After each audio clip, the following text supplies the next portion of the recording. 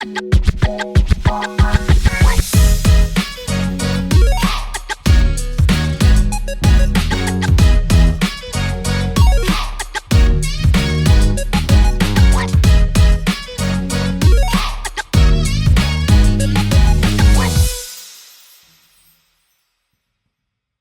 tout le monde, c'est Clem Coco. On se retrouve pour une nouvelle vidéo qui aura pour thème le top des carrés finaux. Effectivement, on parle de carrés, mais certaines fois ils étaient 5. Mais en tout cas, c'est le top des finalistes. Les derniers qui sont allés jusqu'à l'orientation, c'était pas facile à faire, hein, je vous cache pas, il fallait classer 29 carrés finaux. Franchement, il y a des fois où j'ai eu des hésitations et j'ai réussi à finalement faire un classement. Je pense qu'on va beaucoup en parler, je pense que ça va faire beaucoup de débat. C'était le nouveau mot du changement de la chaîne, débat, faut qu'on débatte. Toujours dans le respect et la bienveillance, bien sûr, on n'est pas là pour s'écharper.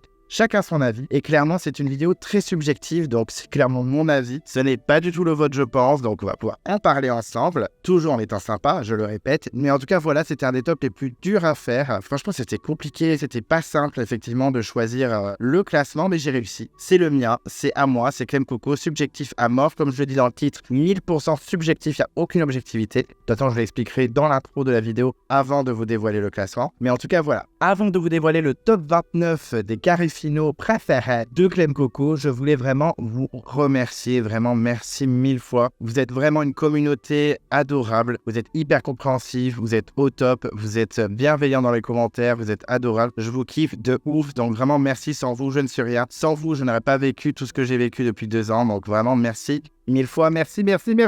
En tout cas, si vous ne voulez pas louper les prochaines vidéos de Clem Coco, qu'est-ce qu'on fait? On s'abonne à la chaîne. On n'oublie pas de déclencher la cloche de notification si vous ne voulez rien louper. Vous pouvez vous perdre dans l'onglet communauté. Voilà, il y a des débats, il y a des indices le vendredi. Voilà, on s'habitue au nouveau planning, mais en tout cas, on n'hésite pas à s'y perdre. Vous pouvez également mettre un pouce bleu à la vidéo, ça fait toujours plaisir. En tout cas, moi, ça me fait plaisir. Je suis également sur les réseaux sociaux, je suis sur Instagram, donc on n'hésite pas à me follow. Et donc, c'est parti, on va découvrir le top 29 des carrés finaux by Clem Coco. 1000% subjectif. Et donc, avant de vous dévoiler le top 29, je vous fais languir comme d'habitude, je voulais vraiment vous parler de quels ont été mes critères en fait pour les classer. Je vous avoue que je suis pas trop dans celui qui mérite d'être dans le carré ou non. Le mérite, je m'en moque total. C'est vraiment mes préférés. Moi, le carré qui me plaît le plus par rapport aux candidats qui sont dedans. Il y a des candidats perdus qui sont dans le carré, pour pas citer Ella. Et pourtant, moi, j'aime bien Ella. Donc, j'étais content qu'elle soit dans le carré, même si en soi, elle ne méritait pas vraiment. Nous sommes d'accord. Il y a plein de candidats qui se sont faufilés jusqu'à l'orientation sans vraiment le mériter entre guillemets, mais bon, ils n'ont pas été éliminés, ils sont allés jusqu'au bout, donc tant mieux pour eux. Donc c'est vraiment un classement full subjectif. Par contre, attention, c'est pas parce qu'il y a des candidats dans le carré que j'aime pas que forcément j'ai fracassé le carré et que je l'ai mal placé. Non, j'ai à chaque fois mes arguments, des arguments qui s'entendent ou non, puisque c'est complètement subjectif. C'est clairement mon classement de cœur. Je me suis pas dit, c'est sûr, il y a Claude, il y a Philippe, les deux, c'est des candidats incroyables, c'est des killers en stratégie compagnie, je les classe super bien. Non. C'est par rapport à mes préférences à moi. Est-ce que j'étais content du carré ou non? Donc vraiment, leur parcours avant et comment ils ont intégré le carré, ça ne m'intéresse pas. Est-ce que j'aime le carré ou pas? Est-ce que j'aime ce carré final par rapport aux candidats qui sont dedans parce que je les ai aimés? Vous le savez, moi j'aime bien plein de candidats qui sont nuls en stratégie, qui sont pas bons en sport, qui n'ont pas forcément un social de ouf. Je peux citer des exemples. Hakim, 0 en social. Amel en sport, pas foufou, même si elle a gagné les poteaux. Et en stratégie, je peux très bien aimer Hélène, qui n'était pas une foudre de stratégie. Donc voilà, c'est vraiment subjectif à mort. Un des critères que j'ai gardé également, c'est pas forcément que le cœur qui parle, c'est aussi comment ça s'est déroulé dans la finale. Est-ce que j'étais content que X ou Y aille jusqu'au bout? Le fait qu'un candidat que j'adore se fasse éliminer à l'orientation, ce qui arrive tout le temps pour moi, ça a peut-être joué dans le classement, vous verrez. Mais en tout cas, ça, j'ai quand même pris en compte. Pas un gros pourcentage dans mon classement, mais un petit peu quand même. Donc voilà, c'est vraiment du full subjectif, 1000% subjectif. C'est que mon avis à moi, c'est que mes raisons de cœur. J'en ai rien à faire que ce candidat ne mérite pas d'être dans le carré. Si vraiment j'adore le candidat qui y est, il fait gagner des points au carré et il le fait grimper dans le classement. J'espère que c'était clair, c'est full subjectif, je le répète, ce sera le mot de la vidéo, full subjectif, l'expression du coup, pas le mot, full subjectif. Vraiment, je me suis fait plaisir et je me doute que vous ne serez pas de mon avis. Et donc c'est parti, on va commencer par le 29e qui est Koh Lanta, la légende. Alors tout simplement déjà, c'est une saison que j'ai pas forcément aimée, vous le savez, ça a été gâché par la triche, je ne vais pas le répéter 1000 fois, mais c'est surtout que je n'ai pas trop aimé le carré. Certes, il y a une majorité de tricheurs entre guillemets, on ne saura jamais la vérité malheureusement, on en a beaucoup débattu avec certains d'entre vous. D'ailleurs, récemment avec Lucas, on a vraiment discuté. Est-ce qu'ils ont vraiment tous triché ou non? Je ne sais pas. Mais en tout cas, le carré ne me plaisait pas. Pour rappel, il y avait donc Phil, Jade, Hugo, Laurent, et Claude. Alors clairement, il n'y a aucun candidat que j'apprécie vraiment à part Hugo. Et encore dans ma liste, j'aimais bien, mais vite fait, vraiment Osef. J'étais pas forcément ultra content qu'il gagne, mais vu ce qu'il y avait dans le carré aussi, c'était pas non plus horrible comme gagnant, au contraire. Mais dans la légende, j'avais beaucoup été derrière lui par rapport à son parcours qui était assez incroyable. Certes, il est zéro en stratégie et il est pas incroyable au social, mais je l'aimais bien quand même, je le trouvais plutôt attachant et j'avais bien aimé son parcours. Et clairement, ce carré ne m'a pas fait trop plaisir parce que vous savez très bien que Laurent, je ne l'aime pas du tout. Il est dans mon top 3 des candidats que j'aime le moins. Claude, je trouve qu'il est complètement surcoté, même si j'avoue que j'étais un peu fanboy pendant les héros pendant le confinement. J'avoue, c'est vrai. C'est bon, je me dénonce. J'avoue que j'étais un peu team Claude vers la fin. Bon, au début, non, mais vers la fin, j'étais en mode, bon, quand même, Claude, il a bien maîtrisé la saison, mais c'est un peu facile quand on est qu'avec des novices. Enfin bref, Claude, jamais été très fan, vous le savez très bien. Phil non plus, je le trouve complètement surcoté. Il m'a jamais trop fait rire. Après, je suis un peu de mauvaise foi et un peu contradictoire en disant ça, parce que c'est vrai que Hakim m'a fait rire avec les noms qu'il n'arrivait pas à retenir. Par contre, Phil qui se trouve de nom, j'étais jamais sur le sol. Un petit peu sur le Thierry, j'avoue, mais après, il m'a jamais fait trop rire. Je trouve que c'est un peu un troll quand même s'il a eu un parcours incroyable dans Malaisie. Mais là, qu'il soit dans le carré, bon, ça m'embêtait un peu parce que j'étais pas fan du personnage. Jade, j'ai jamais trop aimé aussi, je vous l'ai souvent dit. Donc voilà, il y a que Hugo qui m'intéressait un petit peu. J'aurais bien aimé qu'il gagne la saison. Mais bon, il a été éliminé 2 fois quand même. Enfin bref, tout ça pour dire que 90% du casting de ce carré final ne me plaisait pas du tout. Et qu'en plus, Hugo s'est fait éliminer sur les poteaux. Donc au niveau de la storyline du carré, c'était pas très intéressant pour moi. Donc c'est pour ça qu'elle se retrouve dernière. Est-ce que la triche a un peu joué ? Peut-être. C'est vrai qu'on a beaucoup de tricheurs dans le carré. Voilà, ça m'a pas forcément plu. Donc pour moi, ça mérite vraiment la dernière place. Ensuite, en 28e place, ça va pas vous surprendre aussi, c'est Coletta, la nouvelle édition. Effectivement, un autre All-Star. Vraiment, le carré, c'est pas possible. Il est composé de Moundir, que je n'aime pas du tout. Phil, le retour, vraiment, il est tout le temps dans le carré, Phil. Son flambeau n'a jamais été éteint, ça choque personne. Donc Phil, vraiment pas fan. Martin, que j'aime bien quand même, il est quand même dans mon top 100 des candidats que j'aime le plus. C'est pour ça qu'il gagne une place par rapport à la légende. Et Laurent qui est dans mon top 3 des candidats que j'aime le moins et qui lui non plus n'a jamais eu son flambeau éteint, il a toujours fait des carrés finaux. Ce n'est pas possible pour moi. Clairement, c'est Martin qui sauve le carré de ne pas être en dernière place parce qu'effectivement, je déteste le casting. Donc, comme la saison d'avant, 90% du casting, je ne l'aime pas. Martin, je l'aime un peu plus que Hugo parce qu'il a vraiment de la personnalité. J'aime beaucoup ce côté Ange Martin, Diable Martin. J'avoue que j'aime bien ce côté-là. Je le trouve quand même un petit peu attachant et un peu perfide. Désolé du mot que je répète sans arrêt, mais c'est vrai. Du coup, j'ai toujours accroché avec Martin et dans cette saison, il aurait clairement mérité de gagner. Donc, c'est vrai que ça va un peu le carré de la dernière place. Mais par contre, ce qui fait qu'il soit aussi bas, c'est que déjà j'aime pas grand monde et en plus on se retrouve avec un Martin en finale face à Laurent, donc côté c'est cool, franchement ça ferait un super beau gagnant. Et non, avec l'histoire de famille de Laurent, résultat Laurent l'emporte. C'est quand même un des candidats que j'aime le moins de tout Koh-Lanta, donc qu'il remporte la saison, ça m'a un petit peu gonflé. Honnêtement, dans sa première saison, il m'énervait pas plus que ça. Je le trouvais pas ouf, il m'intéressait pas et des fois un peu too much, mais il était encore timide. C'était sa première saison, il en faisait pas des tonnes. À partir de la nouvelle édition, j'ai dit ok, c'est terminé. Il est vraiment insupportable. Et ce côté, parler de sa famille, etc. pour gagner un max. Alors, est-ce que c'était volontaire? Je ne pense pas non plus, il est pas à ce point perfide. Quoique j'en sais rien, je ne suis pas dans sa tête. Mais j'avoue que ça m'avait mis très colère et je n'avais pas du tout aimé cette finale. J'avais eu du mal à la regarder, surtout si c'est pour voir Martin perdre en F2. Clairement, ça m'a mis colère. Donc, ça mérite bien la 28e place, soyons honnêtes. C'était vraiment une saison que j'ai pas aimé. Le carré, ça a achevé la saison. Ensuite, on passe à la 27e place. C'est difficile à dire, 27e place. Je galère un peu. Et j'ai mis, sans grande surprise si vous suivez ma chaîne depuis le début, j'ai mis Bocas del Toro avec Tony, Moussa, Delphine et Isabelle. Alors clairement, la saison, moi je l'ai trouvée très chaotique. C'est le gros bordel. On l'a dit assez souvent. Je pense que pas mal d'entre vous sont d'accord. Je sais qu'il y en a pas mal d'entre vous aussi qui aiment beaucoup cette saison parce qu'il y a de gros caractères, il y a de gros dramas, il y a de grosses séquences dans cette saison, clairement. Déjà, moi à l'époque, j'avais pas trouvé la saison folle. Heureusement qu'il y avait eu Hélène. Et après Hélène, les autres candidats, j'étais pas fan.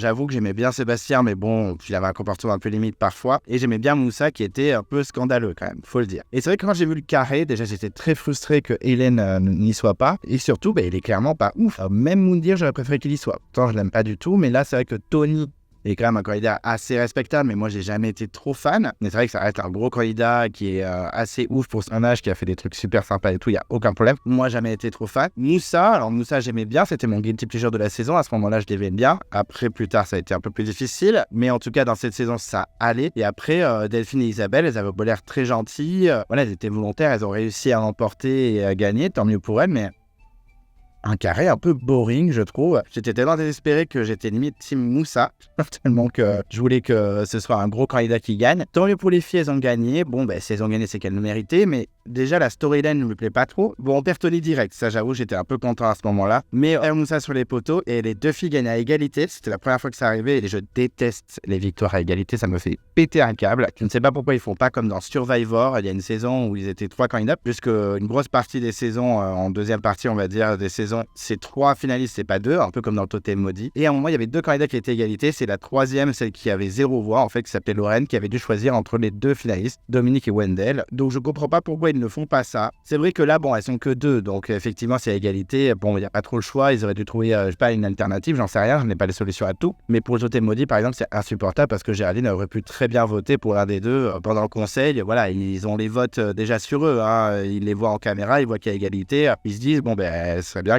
annoncer finalement au conseil avant le dépouillement au prime, et qu'effectivement, il y a égalité, c'est à Géraldine de trancher. Bon. Enfin bref, fin de la parenthèse, c'est un scandale pour moi, mais bon, c'est comme ça. Donc, victoire égalité, pas cool. Les filles, elles m'intéressaient pas du tout, même si Isabelle était choupette, elle était un peu attachante, mais c'était pas non plus le coup de cœur. Moussa, j'aimais bien, mais il était pas très très gentil. Et Tony, j'accrochais pas du tout, même s'il est très méritant et qu'il est incroyable et tout ce que vous voulez. Donc pour moi, c'est la 27e place, c'est un peu sévère, mais vraiment une finale avec une conclusion assez insupportable, il faut le dire. Ensuite, en 26e place, ça va un peu choquer parce qu'il y a 2 gros candidats dans le carré, mais 2 gros candidats que j'aime pas de ouf. C'est Koh Lanta Ta Vietnam. Alors j'avoue, j'ai été un peu violent, pourtant je l'ai bien classé dans mon top saison. Je crois que je l'ai au moins classé dans le top 15, voire peut-être top 10, parce que j'avais beaucoup de candidats que j'avais beaucoup aimé, mais ils ont tous dégagé. Marine, Aurélie, Abdella, tout ça, ils ont sauté hyper vite. Donc franchement, la fin de saison ne m'a pas forcément plu, quand on a encore des Véronique et des Laurence, qui sont clairement dans mon top 50 des candidats que j'aime le moins. Et c'est vrai que le carré est composé de Véronique, Wafa, Claude et Philippe. Alors moi, Véronique, j'ai jamais trop aimé, je vous l'ai déjà dit, je l'ai déjà mis dans le top et flop, j'ai déjà dit aussi dans le top 50. Vraiment, j'ai jamais trop accroché. Elle faisait la petite mamie un peu choupette et en fait, un petit peu stratégique et tout ça. Alors ça pourrait être intéressant, ça pourrait être rigolo. Moi j'aime bien les stratèges perfides à la Twyla dans Survivor. Mais j'avoue que là, elle était pas attachante, elle était mauvaise. Le coup avec Laurence, j'avais pas aimé. Vous le savez, j'en ai déjà parlé. Pourtant Laurence, c'est clairement pas ma préférée, ça aussi vous le savez. Mais voilà, jamais été trop fan de Véronique. Wafa, j'aimais bien, mais je me suis rabattu sur elle quand Aurélie et Marine avaient dégagé. Mais c'est pas non plus le coup de cœur de malade. Et les 2 derniers, vous savez que Claude, j'ai jamais trop accroché. La seule saison où j'ai un peu accroché, c'est l'île des héros parce que j'ai réagi comme un fanboy ridicule. Et Philippe, j'ai toujours détesté. Vraiment, même si dans Vietnam, vu qu'il fait le gentil, on se rend pas compte qu'il est si méchant que ça. Bon, ça va, il passe un peu plus, mais dans la nouvelle édition, je l'ai détesté. Et en fait, on se rend compte que Philippe, c'est vraiment pas un mec très très gentil. Beaucoup d'anciens candidats de sa saison le disent. J'ai discuté avec certains d'entre eux, ils m'ont dit, non mais Philippe... Non, il n'était pas gentil du tout. Donc clairement, un carré qui ne m'a pas du tout plu. J'étais team Wafa, j'espérais qu'elle l'emporte. Malheureusement, elle s'est évanouie sur les poteaux. Après, on pourrait parler de son après Koh Lanta, mais là, on parle vraiment du carré. Et à l'époque, j'étais team Wafa. C'est la seule qui peut sauver un petit peu le carré et qui fait qu'il se retrouve pas plus bas que les autres. Mais franchement, moi, un carré assez décevant. Une fin de saison décevante. Et même quand ils étaient 2, j'espérais que limite ce soit Claude, parce que moi, Claude, il est passé pour le grand méchant, mais il assumait un peu plus. Donc voilà, pas un carré qui m'a beaucoup plu. Conclusion, c'est Philippe qui gagne. C'est certes un très bon gagnant. Il a les 4S. Il a été hyper apprécié par ses camarades, même si c'est du fake à 100%. En stratégie, c'est lui qui a tout mené dans l'ombre et qui a mis Claude en mode bouclier. Niveau survie, c'était l'un des meilleurs, on va pas se mentir. Et en sport, il a gagné pas mal d'épreuves alors qu'il y avait Claude en face. Donc ça reste un très bon candidat, mais niveau affect et niveau attachement, c'est 0 pour moi. Donc clairement, un carré pas très agréable avec une conclusion très énervante. Une storyline que je ne valide pas du tout. Vraiment pas du tout. Ensuite, en 25e place, on retrouve Koh Lanta, Malaisie. Effectivement, je n'ai pas du tout aimé le carré. Ils étaient 5 pour un carré. Enfin bref, ils étaient 5. Il y avait Bernard, Phil, Vanessa, Brice et Hugo. Alors, c'est un peu plus haut que les autres, tout simplement parce que Vanessa et Hugo, ça passait. C'était pas forcément mes favoris de la saison, mais ça passait. Mais vraiment, Bernard, c'est celui que j'aimais le moins, vous le savez. Alors, RIP, c'est dommage qu'il les ait quittés, vraiment, c'est horrible. Mais c'est un candidat avec qui j'ai pas du tout accroché. Pourtant, au début, je l'aimais bien en mode papy sympa, papy rigolo, papy survie, papy tout ce que vous voulez. Et puis finalement, la retourné sa veste comme jamais. Après, bon, il a bien fait, Résultat, il était dans le carré final. Bon, il a réduit ses chances à néant de l'emporter, mais au moins, il allait très loin loin dans l'aventure. Ça, on peut pas lui enlever. Il a tenté un coup stratégique, mais moi, j'ai jamais accroché. Vraiment, de base, je le trouvais bon, sympa vite fait, mais je m'en foutais clairement. Il aurait pu virer, je n'avais rien à faire. Même s'il a subi une équipe un peu relou, avec les Marilou et compagnie. Mais honnêtement, j'ai jamais été très attaché. Et à la réunification, il me pend, quoi. Il était insupportable. Il était de mauvaise foi. Enfin, franchement, le côté de... Alors, t'es quelle couleur? Gris. Non mais stop, arrête quoi. Et ensuite, Phil, hein, vous le savez, j'ai pas le répéter, mais j'ai toujours eu du mal, il en faisait trop. Ça reste un très bon aventurier, hein, dans Koh Lanta Malaisie, il a bien tenu le cap, il a fait plein de stratégies, il a réussi à intégrer le carré final. Il était très fort en épreuve et en survie, il était très ouvert. Il y a pas de problème, mais j'ai jamais accroché, il m'a toujours saoulé. Pour moi, il était vraiment à la limite du troll, hein. Vraiment, on parle de Yves et compagnie, mais Phil, un petit peu quand même aussi. On s'est tapé je sais pas combien de fois, enfin bref, il doit être très sympa, j'en sais rien, je le connais pas, mais honnêtement, trop pour moi. Et Brice, même si il est très sympa, il n'y a pas de souci, il a l'air très gentil, mais en vrai, dans l'aventure, il était insupportable. Moi, il m'a vraiment gonflé, vraiment, il m'a fatigué. Pourtant, au début, je l'ai vu, voilà, ma alpha et tout, je me suis dit, ah, ça va être trop sympa, il va être trop...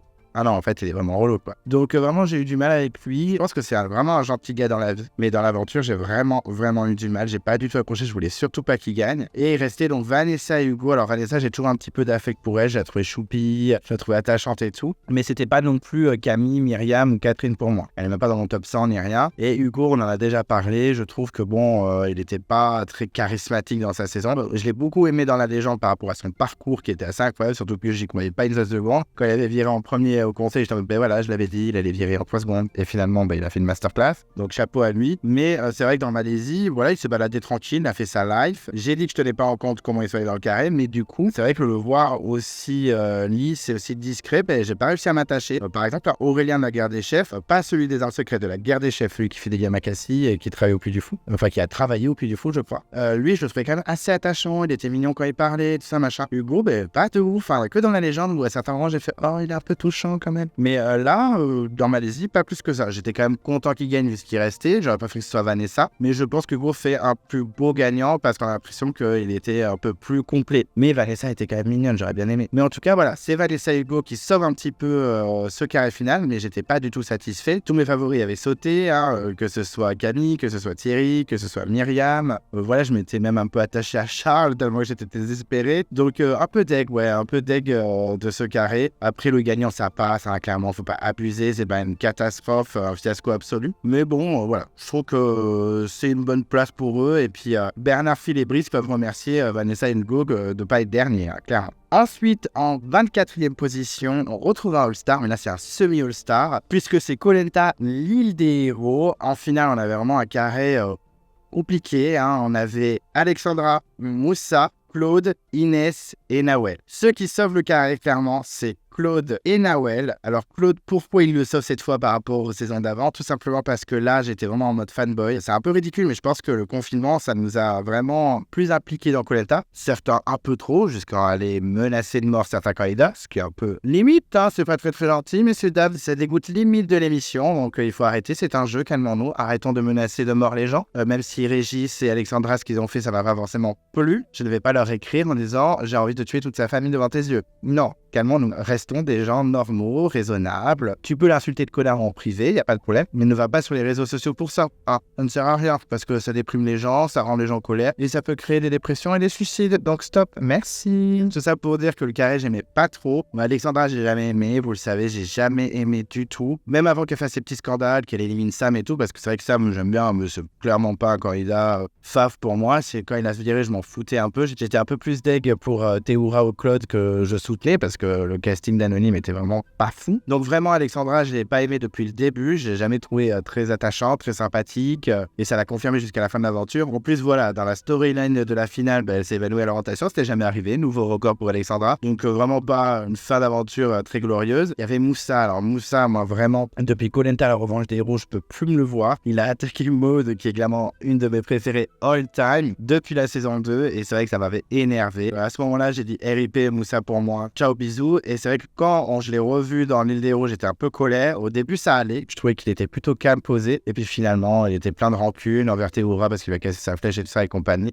Ça m'a beaucoup énervé et du coup, j'ai plus du tout accroché avec Moussa. Vraiment, je pensais qu'il s'était calmé et en fait, non. Donc, c'était mort pour moi. Ensuite, Claude, donc j'étais fanboy, j'étais pas très objectif, mais je voulais vraiment qu'il lui emporte. Je me disais, allez, c'est sa saison, on y va, etc. Donc, ça sort un peu dans le classement, clairement. Ça permet aux autres de pas être dernier. Et Inès, alors Inès, j'en ai pris plein la gueule, hein, cette pauvre candidate. C'est un peu la Yesta de 2020. Moi, écoutez, Inès, j'ai jamais eu rien contre elle, mais c'est vrai que bon, j'ai jamais trop approché non plus. Est-ce qu'elle mérite ou pas d'aller dans le carré? J'ai dit que je prenais pas ça en compte, donc en soi, on s'en moque un peu. Moi, en soi, je me dis, après, tous les chemins sont bons pour aller en finale, hein, mais c'est vrai qu'après, il y en a des chemins plus glorieux que d'autres. Écoutez, Inès, elle était en finale, elle était sur les poteaux, tant mieux pour elle, mais moi, j'étais un peu dégoûté. Je vous avoue que j'étais pas fan du personnage depuis le début. Qu'elle fasse rien sur le camp ou qu'elle soit venue dans l'épreuve, je m'en moque un peu, mais je la trouvais pas sympathique, pas rigolote, pas très attachante. Voilà, je m'en moquais un peu d'Inès. Donc, c'est vrai que j'étais pas très content qu'elle soit en finale. Et Nawel, j'aimais beaucoup. Elle était quand même dans mon top 100. Alors, elle est pas dans les 50 premiers, elle est dans les 90-80, je crois. Mais je l'aime beaucoup quand même parce que, voilà, elle sait parler, elle parle pas pour rien dire, elle était quand même plutôt sportive et pas mal attachante. Des fois, je la trouvais vraiment touchante dans son histoire, dans ce qu'elle vivait, etc. Donc moi, j'ai vraiment accroché avec Nawel. Donc tout ça pour dire que Nawel et Claude sortent un petit peu ce carré, hein, sinon ce serait dans les pénombres du top. Hein. Je pense qu'ils auraient été dans les 3 derniers. Mais non, heureusement, Nawel remporte la saison en plus, donc ce qui fait une gagnante plutôt correcte, même plutôt bonne, je trouve, puisqu'elle a quand même pas mal d'ess. En épreuve, elle était forte, en social, elle était très appréciée. En stratégie, bon, c'était pas elle qui menait tout, mais elle était quand même dans la stratégie dominante. En survie, je sais pas si elle faisait grand chose en vrai, mais bon, peut-être qu'elle était avec le FC Bonzette, le fameux, et qu'en fait tout le monde crachait sur Alexandra Inès parce qu'ils les aimaient pas et que Nawel était épargnée. Il y a des chances, je ne sais pas. Mais en tout cas, je trouvais que c'était quand même une bonne aventurière. Donc juste pour ça, et mon côté fanboy de Claude dans cette saison, c'est le 4e. Ça passe. C'est pas très bien placé, mais c'est pas non plus dernier. Ensuite, en 23e position, c'est une saison qui est pas trop appréciée. Et moi non plus, hein, j'ai souvent pas mal craché cette saison. Pourtant, il y a pas mal de surprises et pas mal de retournements de situation. C'est Koh-Lanta, les armes secrètes. Alors là, vous savez que j'ai pas trop apprécié la saison parce que du coup, il y a eu quand même pas mal de petits trafics de la prod. Hein, le bracelet noir de Lucie, je m'en remettrai jamais. Et pas mal de candidats que j'aimais pas trop qui sont allés jusqu'au bout. Ce qui sauve clairement le carré, c'est Arnaud, Laure et un petit peu Jonathan, puisque c'est vrai que le carré était composé de Arnaud, Laure, Jonathan, Lucie et Maxine. Et effectivement, moi j'aimais beaucoup Arnaud. Alors pourtant au début j'aimais pas du tout, vraiment pas du tout. Et au fil des épisodes, j'ai commencé à vraiment l'apprécier et à m'y attacher. Moi, j'ai adoré Laure dès le début, ce côté un peu stratège, un peu perfide. J'aimais beaucoup. Je la trouvais plutôt sympathique, j'avoue. Alors que bon, elle a fait des coups de patte très jolis. Le coup de Candy, c'était pas waouh, mais bon, après c'est du jeu, c'était pas mal joué quand même. Et Jonathan, c'était un peu osef pendant toute la saison. Et vers la fin, je dis oh, du choupi quand même, il est gentil. Et pour les deux autres, moi, Lucie, j'ai détesté. Vraiment, j'ai détesté. Vous le savez, dans mon top 10, je crois des candidats que j'aime le moins. J'ai pas accroché du tout. Ils l'ont présenté comme une tueuse alors qu'elle a rien tué à part ses camarades jaunes. Donc clairement, j'ai pas raccroché du tout. Et puis je la trouvais pas attachante. Voilà, c'est tout. J'ai pas adhéré. Dès qu'elle parlait, je levais les yeux au ciel. Elle me saoulait grave. Moi, j'avais vraiment du mal. Et puis franchement, voilà, ça passait pas. Qu'est-ce que les joueurs disent? Et puis Maxine, qui n'est pas une mauvaise gagnante, loin de là. C'est même une des meilleures gagnantes. Je crois que j'ai plutôt bien placé dans mon classement des gagnants. Alors, je crois qu'elle est dans le top 10, voire même peut-être proche du top 5. Je crois que je l'ai mis 7e ou 6e. Elle est assez complète socialement. Elle était plutôt appréciée. Au niveau du sport, c'était la meilleure. Survie, elle avait l'air un petit peu volontaire. Et stratégie, avec Laure, elle menait tout. Donc clairement, elle était plutôt complète, mais ça n'empêche que moi, j'accrochais pas du tout avec la candidate. Je sais pas, j'arrivais pas, alors que Laure, j'arrivais vraiment à la kiffer. Je trouvais qu'elle assumait tout. Elle avait un fort caractère, elle était rigolote et tout. Maxine, j'avais vraiment du mal. Je sais pas, je peux pas vous dire pourquoi. J'adhérais pas, peut-être trop discrète, peut-être trop dans l'ombre, elle assumait moi. Bon, après, au conseil, elle a assumé, ça y a aucun problème. Elle a vraiment dit pourquoi elle avait choisi Lucie et pas Jonathan et tout ça, et toutes ses stratégies. Mais honnêtement, voilà, j'ai un peu du mal. Après, il y a une girl power qui m'a un petit peu saoulé aussi, même si Laure en faisait partie aussi. Hein. Je vais pas mettre tout sur Maxine non plus. Mais voilà, j'ai pas adhéré. Il y avait que Arnaud et Laure, j'aimais beaucoup. Jonathan, in the middle. Lucie, que j'aimais pas du tout. Et Maxine, plus négatif que positif pour moi, en tout cas niveau attachement et niveau personnalité. Donc clairement, c'est Arnaud et Laure qui sauvent. Et c'est clairement pas la storyline qui sauve le truc, puisque mes deux poulains à par défaut, parce que voilà, c'était pas non plus mes gros préférés de la saison. Moi, je les aimais bien quand même. Je pense qu'ils étaient quand même bien placés dans mon classement. Mais c'est vrai que le départ de Vincent m'a foudroyé. Hein, donc, j'étais assez colère. Mais mes deux faves, on va dire, du top 5, ils sont éliminés en première orientation. Donc je me retrouve avec 3 candidats pas foufou, une que je peux pas supporter et 2 un peu osef, voire un peu négatif pour Maxime. Donc voilà, la storyline a un peu fait chuter cette saison en classement au niveau des carrés finaux. Mais heureusement qu'il y avait Arnaud et Laure, on va pas se mentir. Donc 23e position, ça va, je les ai pas non plus mitraillés, j'ai été assez respectueux. En 22e position, j'ai mis une saison dont on a beaucoup parlé récemment, que ce soit par une interview ou par la tier list. J'ai mis Koh Lanta Karamoan. Alors c'est vrai que c'est une saison, j'en ai déjà parlé, que j'ai pas forcément ultra apprécié parce qu'il y a zéro stratégie, zéro surprise et qu'au plus le casting, il n'y a pas d'énorme coup de cœur à part Hakim et Charlène. Le reste, il y a des gens que j'aime bien, hein. J'ai bien aimé Jessica, j'ai bien aimé Jean-Bernard, j'ai bien aimé Sega, j'ai bien aimé Nathalie, mon guilty pleasure. Mais le reste, un peu osef ou alors j'aime pas du tout. Et c'est vrai que le carré est composé de Nathalie, mon petit guilty pleasure, Bertrand, Frédéric et Christelle. Alors du coup, ils se retrouvent quand même 22e, ça passe, mais c'est clairement Nathalie et un peu Christelle qui sauvent le truc. Alors déjà, il y a Bertrand que je n'aime pas du tout, surtout dans cette saison. Dans son retour, ça va beaucoup mieux. Vraiment, c'est un autre Bertrand. Certes, il y avait le pack financier, donc ça a joué au fait qu'il soit allé aussi loin, mais je l'ai trouvé beaucoup plus humble, beaucoup plus posé. Je pense qu'il avait pris vachement de recul par rapport à sa première saison. Il a été plus discret, il s'est moins mis en avant et du coup, il était beaucoup plus appréciable. Mais là, dans cette saison, c'était pas possible. Il prenait trop de place, c'était trop le show, trop le chef, trop le militaire qui dirige tous ces petits soldats. Ça m'a fait beaucoup agacer. Frédéric, c'est vraiment dans le grand canyon du OSEF, quoi. C'est vraiment le candidat, je pense qu'on me demande un candidat OSEF de tout Koh Lanta, c'est lui. Il est pas méchant. Franchement, j'arrive pas à le détester, mais Osef complique, quoi. Vraiment, Osef, c'est vrai qu'on fait beaucoup de comparaisons avec Philippe de Vietnam, mais je trouve qu'à côté, Philippe de Vietnam est 1000 fois plus détestable. Frédéric, vraiment, j'ai rien contre lui, mais en même temps, il m'accroche pas du tout. Je veux dire, je le trouve pas attachant, j'arrive pas du coup à admirer son parcours. Je sais pas, j'ai vraiment du mal avec Frédéric à avoir un avis, en fait. C'est même pas que je l'aime pas ou que je l'aime bien, c'est que Osef total, ce qui est peut-être pire que détester. Mais bon, du coup, Frédéric ne sauve pas du tout ce carré, Bertrand non plus, et en plus, on se retrouve avec une finale où Nathalie dégage en première. Comme j'ai dit dans la tier list, c'est assez logique, elle méritait pas non plus d'aller plus loin, mais du coup, j'étais un peu deg, je vous avoue, donc je me suis rabattu sur Christelle, qui pour moi est une gagnante pas non plus incroyable. Certes, elle n'avait aucun intérêt à faire des stratégies pour aller plus loin, plus qu'en se baladant dans sa stratégie avec Bertrand comme bouclier, elle l'emportait direct, mais franchement, voilà, je trouve pas que c'est non plus une candidate ultra attachante de malade que j'adore, même si elle vient de chez moi représente, je le dis souvent, mais c'est vrai que Christelle, voilà, c'est pas Osef, mais voilà, j'étais content qu'elle gagne, ça allait, je préfère elle à Frédéric ou Bertrand, mais j'avoue quand j'ai vu les poteaux, j'étais en mode, oh là là, mais tant de semaines à regarder ça, tout ça pour ça. Après, c'est la faute des jeunes, de Régis, Hakim, Charlène et compagnie, de pas avoir suivi Christophe et pas avoir fait de grosses stratégies. Mais bon, c'est comme ça, donc le carré ne m'intéresse pas tant que ça, et surtout, au bout de 20 minutes d'émission, voir Nathalie se faire éliminer, bon, pour moi, un peu Osef. Après, Bertrand aurait fait un très bon gagnant, mais ça m'aurait mis colère. Donc, c'est pour ça qu'il n'est pas non plus dans les derniers, parce que résultat, Christelle, c'est une gagnante qui passe largement. Mais j'étais un petit peu colère quand même, et puis le carré en soi n'est pas non plus très attrayant, il faut être honnête. Ensuite, en 21e position, on est sur un All-Star encore, c'est Koh Lanta, le combat des héros. Alors, le carré est composé de Linda, Kumba, Christophe le Ch'ti, Freddy et Grégoire. Alors, c'est un peu sévère parce que je sais que beaucoup d'entre vous aiment Grégoire et que ça fait un super gagnant, tout ça, ce que vous voulez. Mais moi, je trouve que ce carré n'est pas si incroyable que ça. Déjà, bon, la saison 0 suspense, on va pas se mentir. Les sportifs, ils n'étaient pas du tout préparés à l'aventure et ils étaient en minorité, ils se sont fait fracasser par Gonging et on s'est retrouvé avec les 5 finalistes. Je pense que s'il n'y avait que 4 candidats au lieu de 5, c'est Kumba qui aurait fait And I see you again. Enfin bref, ça m'aurait un peu peiné parce qu'à l'époque, Kumba, j'aimais vraiment beaucoup. C'était une de mes favoris, je voulais déjà répéter sans cesse. J'ai beaucoup moins aimé dans la légende, on va pas se mentir, mais Kumba reste toujours dans mon cœur. Ça reste ma Kumba des débuts, puisque ces 3 premières saisons, j'ai beaucoup aimé, même si je sais que beaucoup d'entre vous ne l'aiment pas. Moi, ça allait à ce moment-là, et c'est elle qui sauve un petit peu le carré. Et ce qui sauve aussi le carré, c'est la storyline, puisqu'effectivement, on a quand même une belle victoire de Grégoire, même si c'est pas un candidat que j'affecte de malade, il est même pas dans mon top 100, alors que vous, il est clairement dans votre top 100. Bon, voilà, je trouve quand même ça cool qu'on lui donne la victoire, parce qu'on lui a donné la victoire, on va pas se mentir. Beaucoup de sportifs ont préféré voter Grégoire plutôt que Freddy, parce que Grégoire avait une vie moins chanceuse, on va dire, financièrement que Freddy. Mais Freddy aurait largement aussi mérité de l'emporter, même si je suis pas forcément fan de Freddy. Mais si on regarde le casting, à part Kumba, le carré, il n'y a pas grand monde qui m'intéresse. Linda, j'avais adoré dans le Panama, mais elle m'avait un peu déçu dans cette saison. J'avais trouvé moins offensive, moins perfide.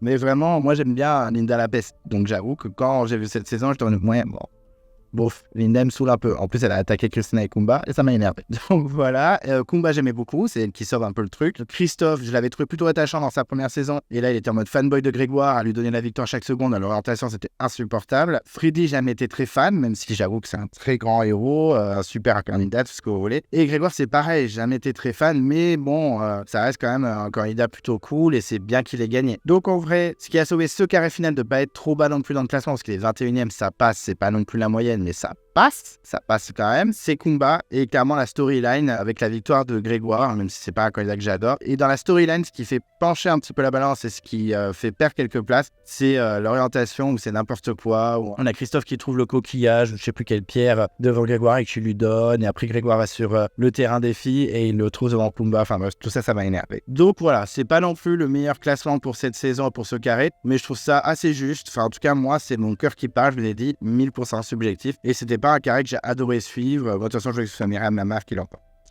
Voilà. Mais en tout cas, place assez respectable pour eux. Je trouve que c'est assez juste. Et dans mon cœur, en tout cas, c'est clairement juste. Ensuite, en 20e position, ça y est, on arrive enfin dans le top 20. Donc là, ça rigole plus. J'ai mis Kollenta Nicoya, la saison 2 en 2002. Il n'y en a pas beaucoup d'entre vous qui l'ont vu, du moins entièrement. Moi, je l'ai vu entièrement à l'époque. J'avoue que j'avais adoré cette saison. Pourtant, bon, il n'y a pas non plus une stratégie incroyable. C'est du pagonging avec Nicolas qui fait un peu le Puppet Master auprès de tous les candidats. Il y a quelques surprises avec François-Xavier et Isabelle qui seront dégagées, mais rien de foufou, et puis finalement Amel gagne.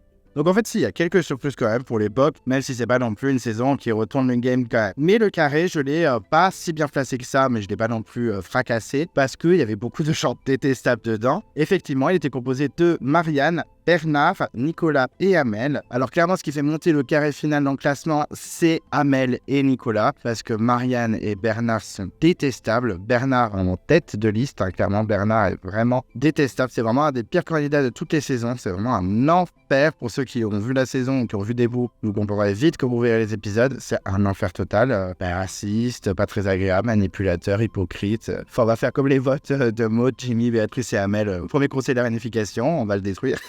Non, vraiment, c'est pas un chic type. C'est vraiment un gars très, très méchant dans la saison. Pas du tout appréciable, zéro attachant. Il n'y a rien qui fait qu'on puisse l'aimer. Et Marianne, elle n'a pas été cool non plus. C'est vrai que c'était le bras droit de Nicolas. Elle n'était pas très attachante. Elle a trahi sa copine. Enfin, moi, de base, je n'ai pas de ouf non plus. Donc, les deux, je les aimais pas du tout. Donc, clairement, je suis pas très content de voir ce carré. Nicolas, à l'époque, j'aimais pas du tout. Nicolas, vraiment, j'aimais pas du tout. J'aimais pas son côté perfide. J'étais jeune encore, j'avais presque 14 ans, donc forcément, j'étais pas encore dans le game comme aujourd'hui. Maintenant que j'ai revu la saison par petits bouts, franchement, je l'adore et j'avais adoré son retour, même s'il avait pas fait long feu. Et finalement, c'est quelqu'un d'adorable et même les candidats comme Amel, Maud et tout le disent. C'était vraiment un amour, hein. D'ailleurs, comme un Bernard, RIP, hein. Vraiment, c'est très triste qu'il soit parti si tôt en plus. Mais en tout cas, c'était quand même un candidat stratège et attachant en finale, donc j'ai fini par vraiment l'aimer. Et Amel, c'était ma queen avec Maud, donc clairement les deux je les adorais, donc j'étais ravi que Amel gagne. Ce qui fait que le carré soit aussi haut également, outre Amel et Nicolas qui sont dans le carré, c'est également la storyline de la finale. Effectivement, on a les deux candidats les plus détestables qui sautent très vite, et on se retrouve avec Amel qui gagne les poteaux, qui choisit Nicolas et qui remporte la saison, donc vraiment une super finale pour moi. Ce qui fait vraiment descendre le carré dans le classement, c'est clairement Marianne et Bernard. Si on avait eu, je sais pas moi, François-Xavier et Isabelle, ça aurait été beaucoup plus haut. Donc voilà, c'est un peu dommage, mais ça reste quand même un bon carré final. C'est juste que Bernard et Marianne, je pouvais pas les piffrer, donc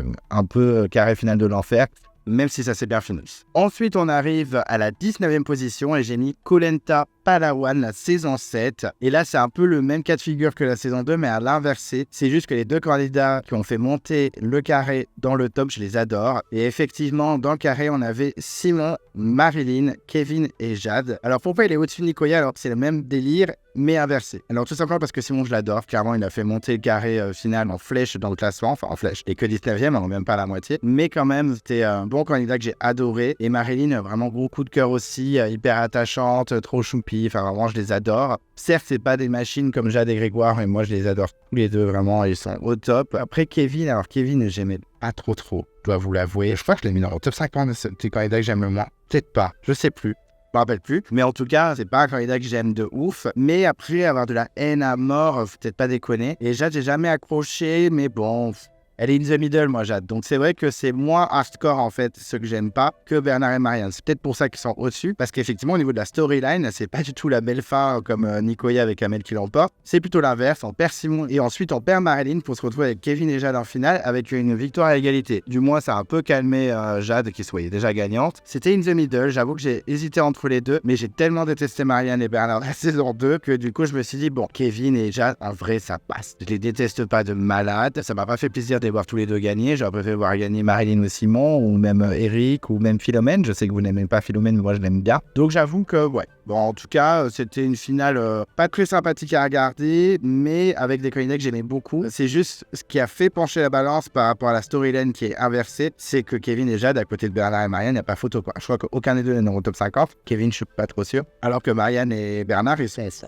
dans le classement et très très bien placés, quoi. Donc voilà, c'est vrai que pour moi, c'est kiff-kiff. 20e, 19e, pour moi, ça joue à pas grand-chose. C'est vraiment ma haine pour les candidats de la saison 2 qui a fait pencher la balance. Ensuite, en 18e position, on passe à la saison 16, Koh Lanta, l'île au trésor. Alors, je sais, c'est une saison qui est détestée, mais j'avais trouvé le carré assez respectable. Il n'y a pas que des bons éléments, mais quand même. On avait Candice, Bruno, Freddy, Yesta et Benoît. Il y a quand même deux candidats que j'adore, c'est-à-dire Candice et Benoît. Surtout Candice, hein, vous le savez, je l'adore. Benoît est quand même dans mon top 5, il me semble, mes candidats préférés. Freddy, j'aime bien. Franchement, il n'y a pas de souci avec lui. Je le trouve plutôt cool. Il a un petit style, il est plutôt sympathique, je l'aime bien. Bruno, j'étais pas fan, j'avoue, surtout vers la fin. Au début, ça allait. Il faisait un peu office de oncle sympa et tout. Et puis finalement, il est un peu devenu mauvais. Mais bon, je peux comprendre. Il a perdu son pote et ça commence à être compliqué pour lui. Donc, je peux comprendre. Mais en soi, j'étais pas fan même de base. Et Yesta, que j'ai trouvé beaucoup trop clashé, même si clairement, c'est pas une finaliste incroyable. Je l'ai même très mal classé dans les finalistes. Et je trouve quand même que c'est une meilleure finaliste qu'Inès, je pense. Il y a débat, il y a battle. Débattons dans les commentaires. Inès ou Yesta, la meilleure finaliste?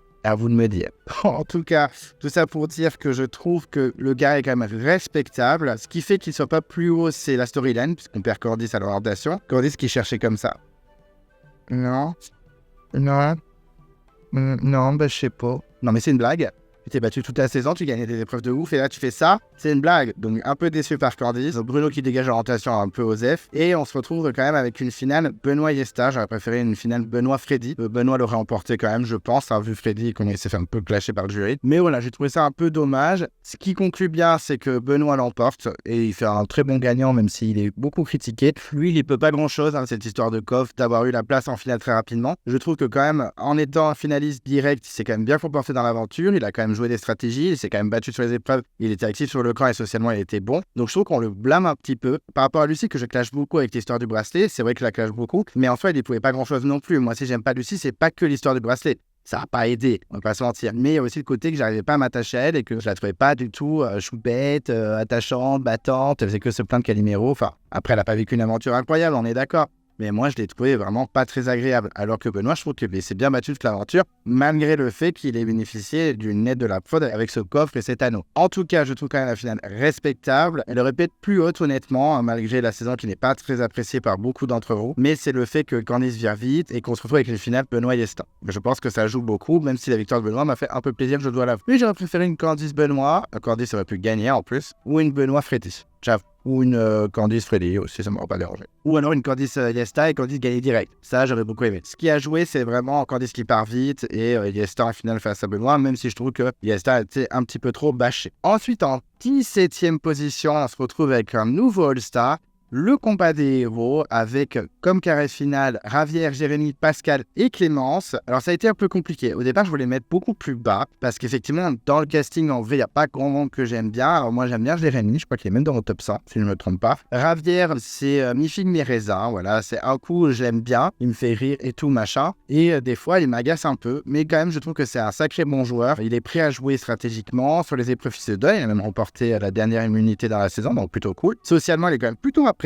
Même Nathalie l'a beaucoup défendu à la fin, alors qu'au début, c'était mal barré. Je trouve qu'il est quand même assez intéressant comme candidat, qu'on aime ou qu'on n'aime pas, donc ça ne m'a pas trop dérangé. En tout cas, c'est pas lui qui a fait baisser le classement, c'est plus les deux autres. C'est vrai que Pascal, j'ai vraiment du mal, mais il y a une part de moi qui respecte le joueur. Effectivement, il a vraiment la rage. À chaque fois, il domine la saison, hein, même s'il dit dans le combat des héros que c'est lui qui décide cette fois, etc. Quand même, en Thaïlande, il a bien maîtrisé. Donc bref, c'est un candidat que j'aime pas du tout. Il est quand même dans mon top 3 des candidats que j'aime le moins. Le voir en finale, en fait, ça me dérange pas trop. C'est assez contradictoire ce que je dis, mais c'est vrai que moi, Pascal, j'aime pas du tout le suivre dans sa saison. Il m'agace au plus haut point. J'aime pas sa façon de parler, de clasher, etc. Mais par contre, en tant que finaliste, il est vénère, quoi. À chaque fois, il arrive à réussir à se faufiler jusqu'en finale et il a une vraie personnalité. Ça, par contre, on peut pas lui enlever. Il a du vrai charisme. Il est là, il en impose. Franchement, on peut pas lui enlever. Donc, en soi, ça me fait chier qu'ils soient en finale. Donc, c'est peut-être à cause de lui que le carré n'est pas aussi haut, mais ça m'agace un peu quand même. Je suis très, très partagé sur Pascal. En tant que candidat lui-même, c'est pas possible, mais en tant que joueur, il est quand même assez intéressant. Et pour Clémence, même si elle est choupette, je l'ai bien aimé dans Pacifique, j'ai trouvé attachante et tout, mais franchement, là... Voilà, en plus, moi, de base, je vous l'ai déjà dit, ça m'agace qu'elle soit dans cette saison parce que c'est vraiment un seconde chance. Il n'y a que des candidats qui n'ont jamais fait de All-Star ou qui n'ont jamais gagné. Et on se retrouve avec Clémence qui a déjà fait un All-Star, un peu pourri en plus, et qui l'a emporté, qui a emporté Pacifique. Donc, clairement, qu'est-ce que tu fais là? Erreur de casting. Et elle remporte la saison. Donc clairement, ce qui fait que ce carré n'est pas au moins dans les 15 premiers, c'est la présence de Clémence et un peu Pascal dans le carré et la storyline de fin où on se retrouve avec Clémence gagnante. Même si Pascal a gâché la fin de cette saison, j'aurais limite préféré qu'il gagne. Au moins, ça aurait été un peu plus juste en fait. Voilà, c'est mon avis. Un carré vraiment discutable. On peut en débattre. N'hésitons pas à en débattre dans les commentaires. Mais c'est vrai que voilà, j'étais un peu triste de cette fin de saison. Si on avait eu Jérémy ou Javier gagnant, franchement, ça m'aurait pas dérangé. Ou même une Nathalie. Ouais, je sais que ça vous énerve. Hein. J'aurais aimé que ce soit Nathalie qui gagne. Ça aurait été très rigolo. Je pense que les haters et les rageux, ils auraient pété un câble.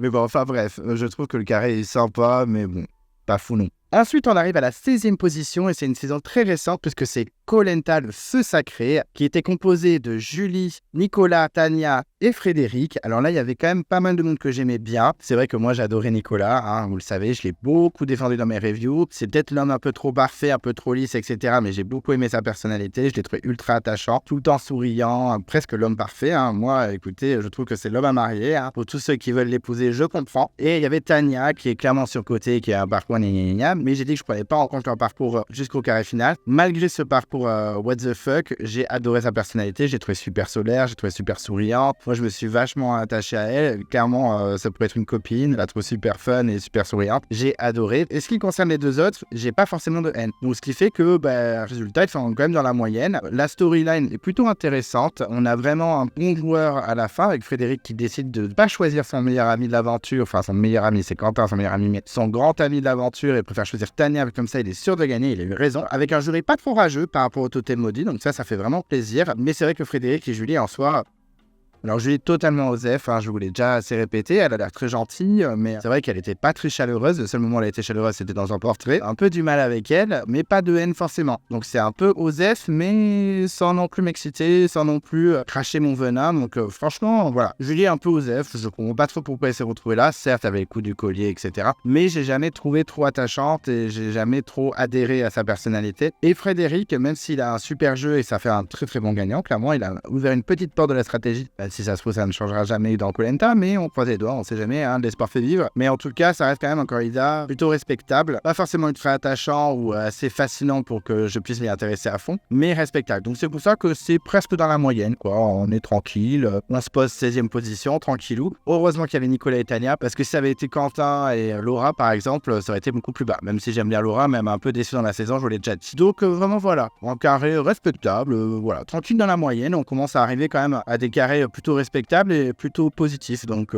voilà. Merci Nicolas et Tania, mais Frédéric et Julie sont pas non plus catastrophiques, surtout Frédéric. Et la storyline est sympa. Donc la moyenne. Ensuite, en 15e position, donc on est presque à la moitié, puisqu'il y a un top 29, donc 15, c'est vraiment in the middle. Oui, je suis à la moitié, mais pas trop non plus. Et on retrouve la saison 6, Koh Lanta Vanuatu, et dans le carré, on avait Ludovic, Sébastien, Émilie et François David. Alors clairement, ce qui fait que le carré soit si haut, c'est qu'il y ait Ludovic. C'est clairement un de mes candidats fav all time, je crois qu'il est dans le top 20, c'est un candidat que j'aime vraiment beaucoup. Il y a également Sébastien que je trouve plutôt cool, Émilie que j'aime bien, a failli être dans mon top 100, je vous spoil, mais elle est entre les 105 et 100, je pense. Hein. Bon, en tout cas, Émilie, j'aimais bien quand même, elle a frôlé mon top 100. Et François David, en soi, il est pas méchant. Ce qui fait que ce soit pas non plus haut, c'est que vraiment Sébastien, c'est un peu osef pour moi. Je l'aime bien, mais sans plus. François David, c'est un peu pareil. J'aime bien. J'aurais préféré largement que ce soit Émilie qui gagne parce que pour moi, elle a dominé la stratégie. J'aurais adoré que Ludovic gagne aussi. Mais il y a quand même quelques candidats que j'aurais aimé à leur place. J'avoue que même si le bilan de Gaël et Marie m'a fatigué, j'aimais quand même beaucoup Gaël. J'aurais bien aimé qu'elle soit à la place de Sébastien, par exemple, ou de François David. Et c'est vrai que pas mal de candidats que j'aimais beaucoup sont partis très vite, comme Neminka, Jade et Estelle et tout. Mais bon, tant pis pour eux, hein, ils ont mal joué.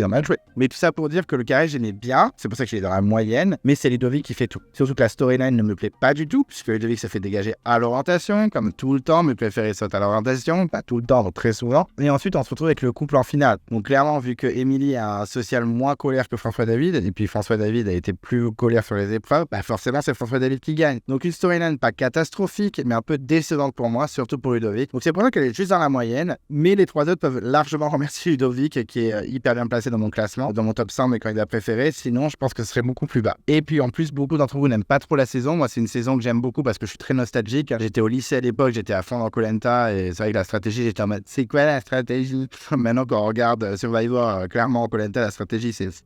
Mais c'est vrai que voilà, c'est nostalgique, j'aime beaucoup cette saison et j'avais adoré Ludovic, donc j'étais deck. Donc c'est pour ça qu'elle n'est pas plus haut, mais Ludovic sauve le fait qu'elle ne soit pas plus basse. Voilà, en tout cas, c'est un carré que je respecte quand même et qui est dans la moyenne, ça va, tranquille. Ensuite, en 14e position, donc là ça y est, on est au-dessus de la moyenne, c'est vraiment les meilleurs dans mon cœur des carrés finaux. On retrouve Koh Lanta Panama, qui a eu un carré final assez intéressant. Il n'y a aucun candidat que j'aime pas. Vraiment, c'est pas le carré idéal. J'aurais préféré qu'il y ait Alban et Sophie, par exemple. Oh, Alban et Sophie, ça pourrait être un dessin animé pour enfants ou un livre pour enfants, ça pourrait être sympa. Alban et Sophie.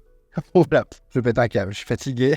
Mais en tout cas, il n'y a pas forcément mes préférés, mais il y a quand même beaucoup de candidats que j'aime bien. Il était composé de Romuald, Linda, Raphaël et Philippe. Et effectivement, moi, Romuald, je l'adore, vous le savez. Hein, je vous ai assez bassiné avec. Peut-être pas autant qu'Alexandre du Feu Sacré, mais quand même. Je vous ai pas mal bassiné avec. Linda, moi, c'était mon guilty pleasure, je l'adorais. Elle était bien perfide, elle était peste.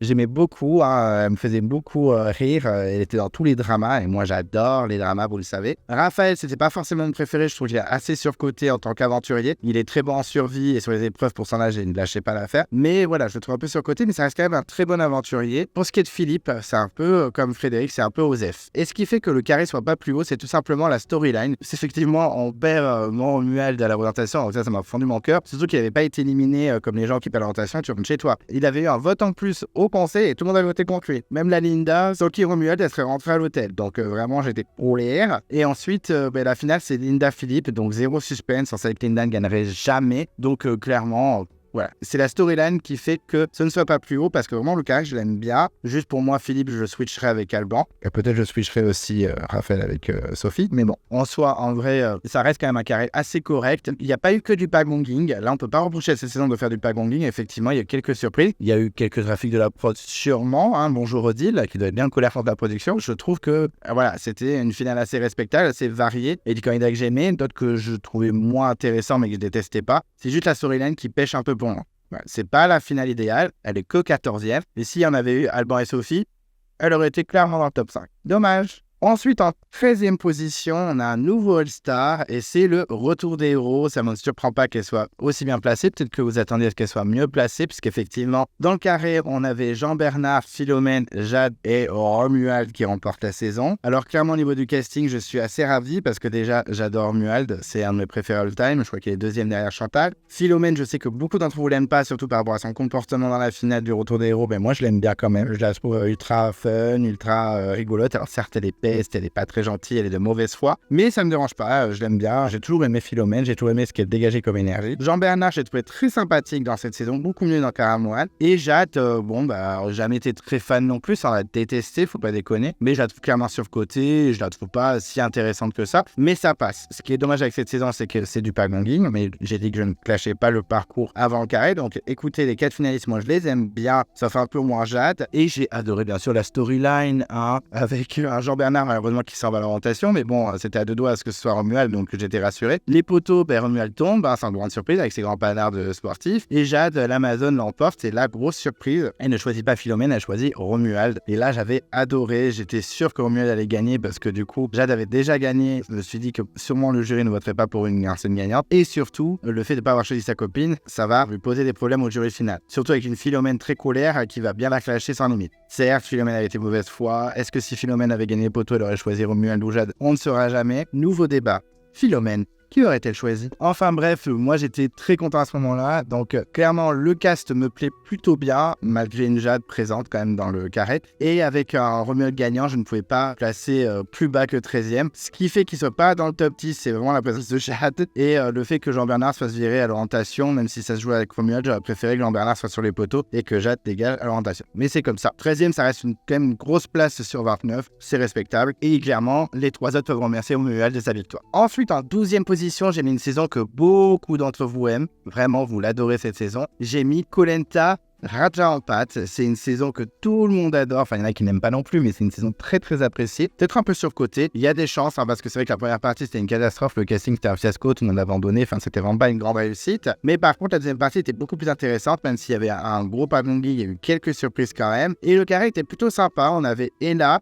On avait Laurent, on avait Théoura et Gérard. Alors, le gros point noir de ce carré, vous en doutez, et pourquoi il n'est pas dans le top 10, c'est Laurent Mestré. Je ne l'apprécie pas du tout. Mais je n'ai pas plus puni ce carré parce que c'est vrai qu'à ce moment-là, Laurent, je ne le détestais pas non plus. J'avais vraiment du mal. C'était clairement pas mon préféré. Je voulais surtout pas qu'il gagne la saison. Mais ça allait, ça passait à ce moment-là. Franchement, bon, il y en a plein que je préférais. Il n'est même pas dans le top 15 de la saison, je pense. Mais bon, j'avais pas de haine. Il m'énervait pas plus que ça. Ça passait. Ce qui me faisait peur, c'est qu'il aille dans les 2 derniers et qu'il gagne grâce à sa social. Merci Gérard de ne pas l'avoir choisi. En tout cas, il y avait quand même Ella. Je sais que certains d'entre vous sont en mode, mais on s'en fout d'Ella, elle sert à rien. Et moi, c'était mon guilty pleasure, j'aimais trop Ella. J'ai pas d'argument. Zéro argument.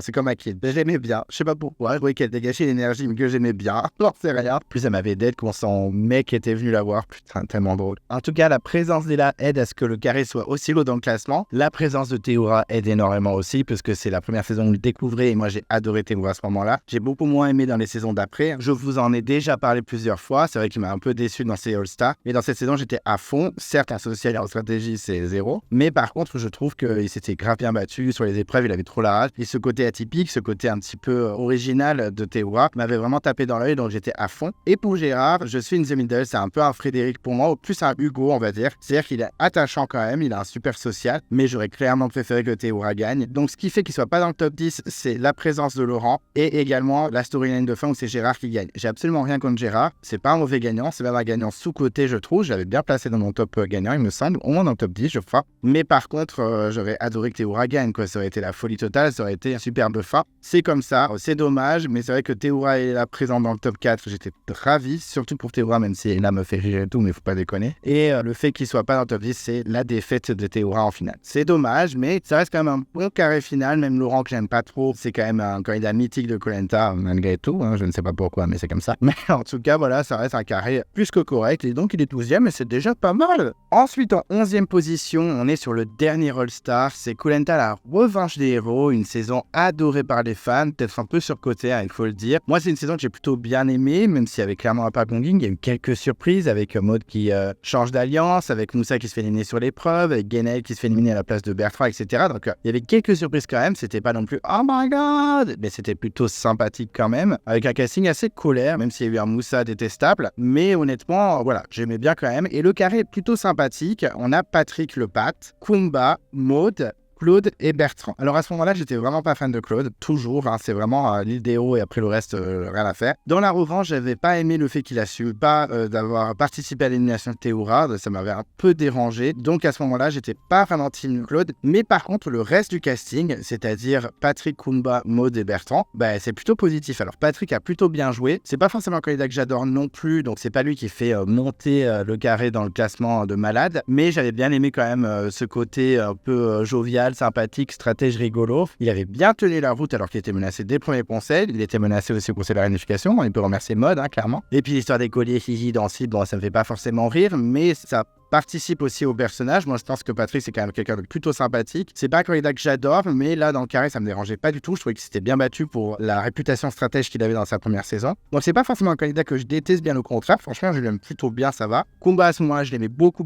Donc, elle aide aussi à ce que le carré soit aussi haut dans le classement. Et Maud, je l'adorais vraiment de malade. Donc, j'étais tellement ravi qu'elle soit dans ce carré. C'est elle, clairement, qui fait monter le classement. Donc, fou. Mais pas que. Il y a aussi la storyline avec un Bertrand un peu plus calme, un peu plus posé, qui avait pris du recul, comme je disais tout à l'heure, et qui l'emporte alors qu'il était clairement pas dans les favoris. Il était en minorité niveau couleur et niveau alliance. Et finalement, il l'emporte. Et je trouve que c'est quand même un bon gagnant, Bertrand. Il y avait le pacte financier. Je sais que beaucoup vont me dire, ouais, mais le pacte financier, ça gâche tout. Je suis d'accord. Mais ça n'enlève pas le côté sympathique. Et je suis en mode rédemption de Bertrand dans cette saison. Et je trouve que c'est plutôt un bon gagnant. J'aurais préféré que Claude choisisse Maud. Bon, finalement, c'est Claude qui aurait gagné. Maud n'allait gagner contre personne. Je trouve que, franchement, c'est un bon gagnant. C'est une bonne finalité. Le carré me plaît, à part un peu Claude. Et encore, je le déteste pas, Claude. C'est juste que son côté stratège non assumé dans cette saison me dérange un peu. Et puis, ça reste une faute de personnalité qui m'agace un peu, j'avoue, qui croit trop que tout lui est dû. Mais ça reste une grosse personnalité. Donc, un carré plutôt sympathique. Je pense que pas mal d'entre vous le mettrez dans le top 10. Pas tous, hein. Je sais que certains vont me dire, mais non, bah, moi, je le mettrai pas dans le top 10. Mais quand même, ça reste un beau carré. C'est pour ça qu'il est 11e. Ce qui fait qu'il est pas dans le top 10, c'est clairement la présence de Claude.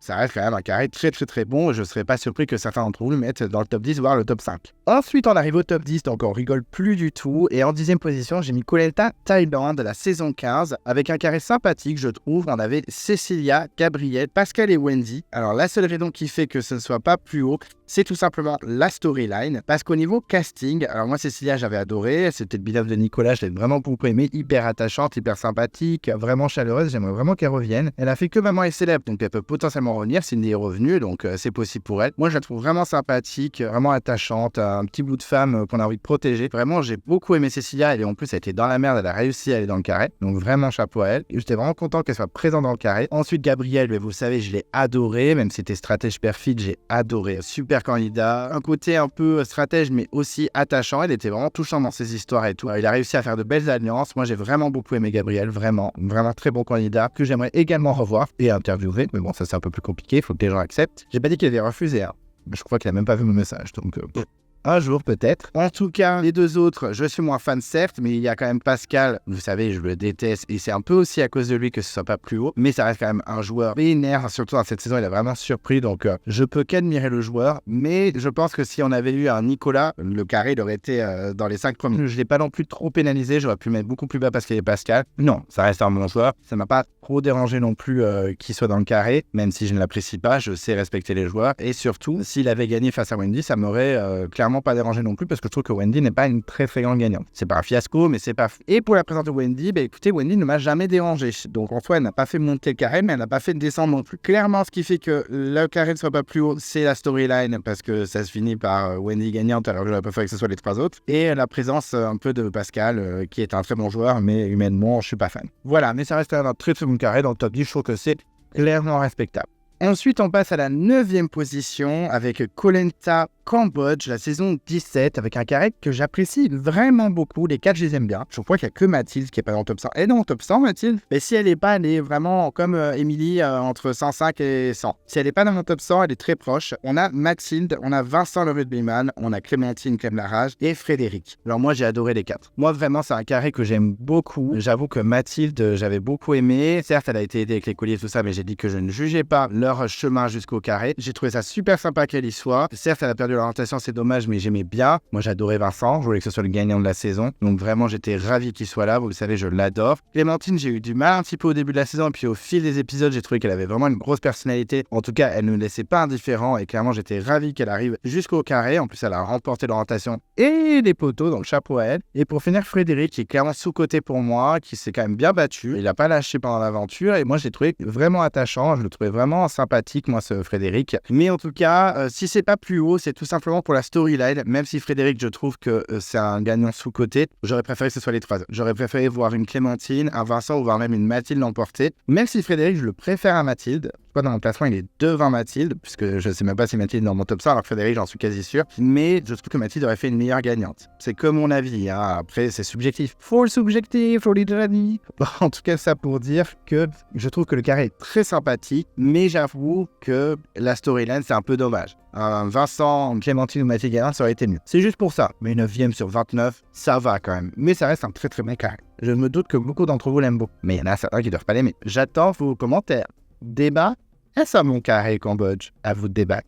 Ensuite, on passe à la 8e position, et là, ça va être un peu surprenant. J'ai mis Koh Lanta, saison 1, Les Aventuriers de Koh Lanta en 2001. Un carré que j'avais beaucoup aimé. C'était Romain, Patricia, Guénaël et Gilles. Alors, moi, déjà, dans le carré, j'aime à peu près tout le monde. C'est vrai que j'adore Guénaël et Romain. Moi, clairement, c'est deux candidats phares de la saison 1. C'est clairement dans mon top 3, je crois, de mes candidats préférés, il me semble. Je me rappelle plus de mes top et flop exactement, mais je pense que clairement, ils sont dans les 3 premiers. J'en suis même quasi sûr. Patricia, c'est un peu plus Osef. Mais bon, comme c'était l'allié de Guénaël et Romain, j'étais plutôt content qu'elle soit dans le carré. Et pour Gilles, écoutez, je trouve que c'est pas non plus un gagnant trop dégueulasse, une belle personnalité, il était sympathique. J'aurais largement préféré que ce soit un William ou une Françoise qui soit à sa place, ou à la place de Patricia d'ailleurs. Mais honnêtement, j'ai trouvé quand même plutôt sympathique le Gilles. Voilà, il a une belle victoire. Ce qui fait que ça aurait été plus haut dans le classement, le carré, c'est le remplacement de Patricia et Gilles par Françoise et William, par exemple, ou Stéphane, que j'avais beaucoup aimé aussi. Mais honnêtement, ça reste un carré très respectable. La saison est pas folle parce qu'il y a zéro stratégie, à part William qui a foutu le bordel aux ambassadeurs, mais après, rien de foufou,